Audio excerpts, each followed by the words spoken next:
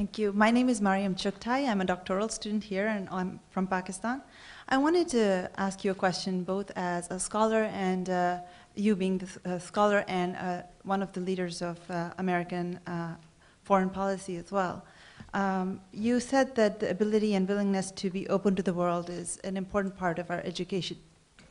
I want to ask you, how do educationists in the United States, first of all, strike the balance between teaching the children to be open to the world, but at the same time, when those kids are faced with a larger reality where foreign policy decisions and goals, although they're very complex, contradict that, where the United States is in other countries and the other is sometimes painted as a blanket other, evil, or different. And I asked that question as a Pakistani educationist as well in future, that you mentioned that in other countries there's animosity towards United States. So if that's an admirable goal in other parts of the world to be open to the US, how is that possible when drone attacks continue in other parts of the world and invasions continue in other parts of the world? Well, let's talk about Pakistan specifically, because look, this is a country that is trying to find a way to democracy out of extremism. Ever since Zia al-Haq, Pakistan in official channels had a kind of deal with extremism. And a modern Pakistan, as Musharraf said in December 2001, a modern Pakistan cannot be an extremist Pakistan.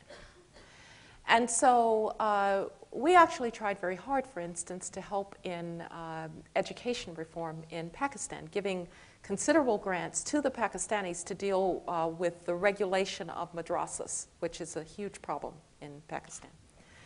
Now, if you look at the fight against terrorists and drone attacks, which have accelerated over the last few years, everybody admits that, you're looking at not just terrorists who are a threat to the United States, but terrorists who are a threat to Pakistan.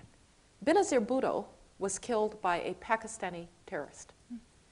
And so Pakistan and the United States share an interest in both the fight against terrorists and in diminishing the extremism within Pakistan. And so I don't think, I do know that sometimes people say, well, you're just fighting your war on our territory. But I think Pakistanis finally kind of came to this when, a couple of years ago, when the Taliban was 60 miles from Karachi. And all of a sudden you say, oh, wait a minute, maybe this isn't just about New York City. Maybe this is also about Karachi. So my point is that we are united, I think, in the desire for a more modern, more democratic, more tolerant states throughout South Asia and the Middle East. And that is the message that we have tried to, not just the Bush administration, but the Obama administration as well, has tried to deliver. Sometimes you have to do very tough things with terrorists, like use drone strikes, because these are not people who are operating as terrorists in the Northwest frontier who wish to sit down and have a discussion about the transforming power of education. They just don't, right? And so you get them or they get you. But the broader problem, the context in which they arose, was one in which there wasn't enough democracy, there wasn't enough economic growth, there wasn't enough tolerance, there wasn't enough modernity.